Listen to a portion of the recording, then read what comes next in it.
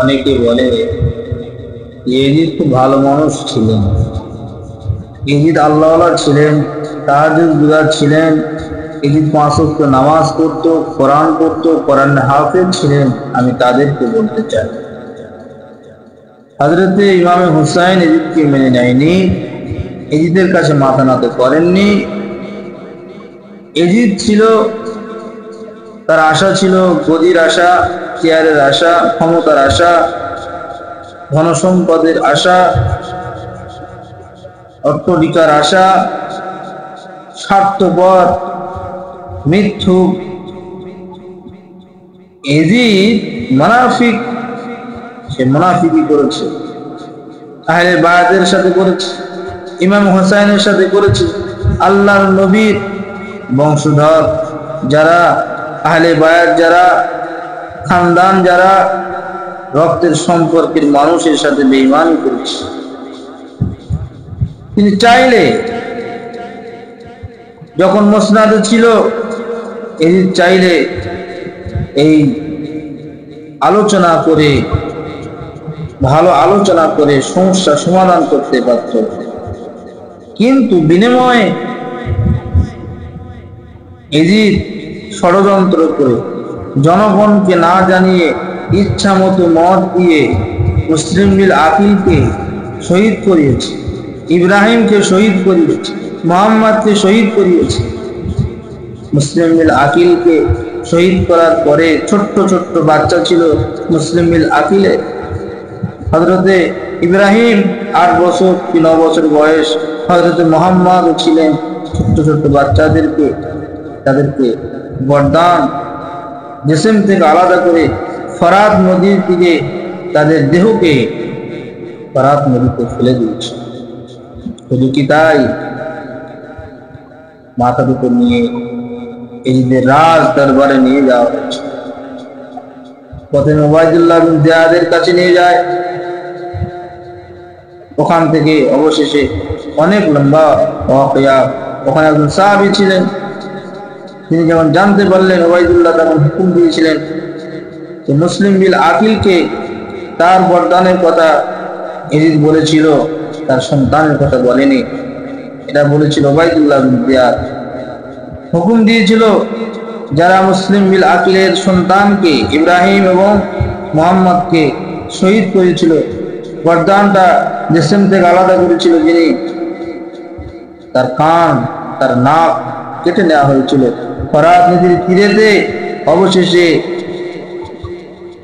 মুহাম্মদ এবং ইব্রাহিমকে, যিনি তার জিসম থেকে মাথাটা আলাদা করেছিল, তার বরদানও কাটা হয়েছে।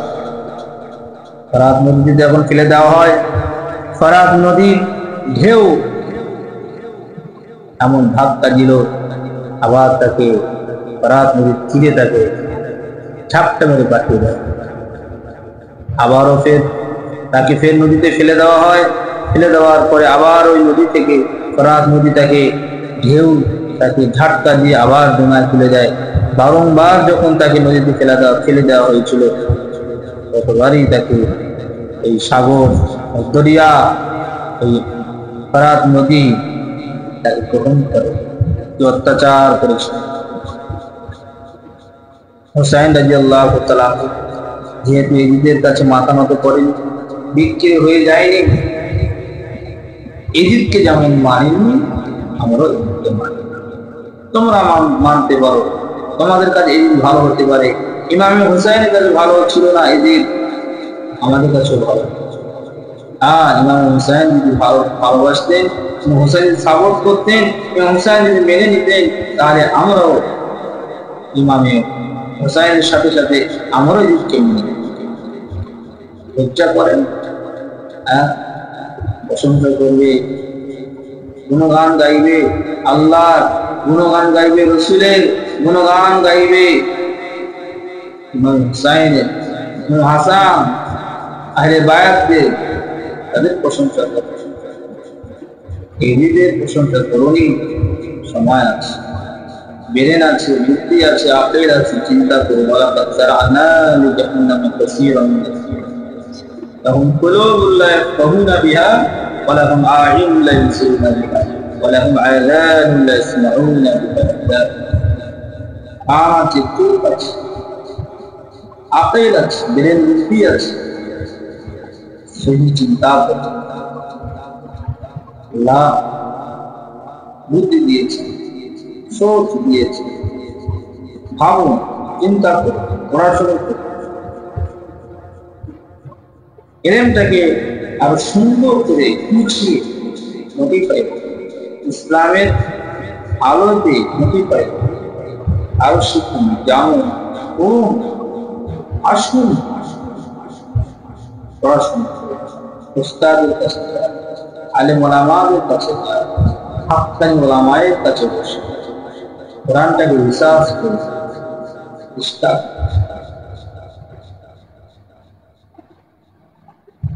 ইচ্ছা মতো মন চাই, মনে যেটা আসবে সেটা আপনি করতে পারেন। আপনি মুসলিম, আপনি নামাজি মানুষ, আলেম মানুষ, হাফেজ মানুষ, আপনার দাড়ি আছে, জুব্বা আছে, পাগড়ি আছে, আপনাকে হাজার হাজার মানুষ আপনাকে প্রাধান্য দেয়, তাই বলে এ নয় জাতি ভুল মেসেজটা সাধারণ মানুষের কাছে ছোট। সাধারণ মানুষ তার ইসলাম সম্পর্কে তারা কিন্তু বেশি জানে। যতটুকু আপনি জানিয়েছেন, যতটুকু আমি জানিয়েছি, যতটুকু আলেম ওলামা জানিয়েছে, ততটুকু তারা শুনছে।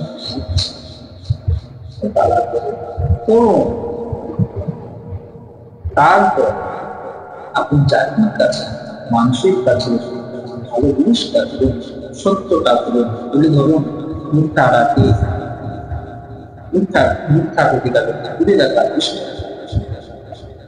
সাধারণ মানুষ তারা চায় ইসলামের মধ্যে থাকবে, কিন্তু আমাদের আলেমদের, আমাদের মতো সুফিদের জন্য, আমাদের মতো হাফেজদের জন্য, আমাদের মতো স্কলারদের জন্য আজকে সাধারণ মানুষের মতো শুনতে হয়, মানে আমাদের কথা আসে। আলেমরা তো বলছে তোমাদের মধ্যে মতভেদ, তোমাদের মধ্যে মিল নেই, তোমার মধ্যে এত হাদিস শুনছি। হাদিসটা আরেকজন ব্যক্তি, তিনিও হাফেজ, তিনিও মুসলিম মুহাদ্দিস, তিনি তো বলছে মতলবটা আলাদা হবে। আমার প্রিয় মুসলমানদের কাছে আমি বলতে চাই, হাক্কানি ওলামার কাছে যান, সুন্নিয়তের নাম নিয়ে যারা বিলম্ব করছে তাদেরকে বর্জন করুন।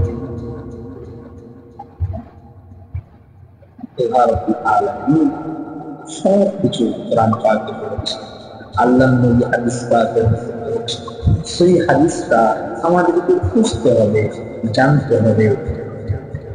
হাদিস, কোরআন, ইসলাম, কিয়াস, চারটে জিনিসের উপরে নির্ভর করে আমরা চলতে চাই। কারো মন গড়া কথা, মন গড়া মত প্রকাশ করলে ইচ্ছা মতো শরীয়তের খেলাফ মেনে নিতে চাই।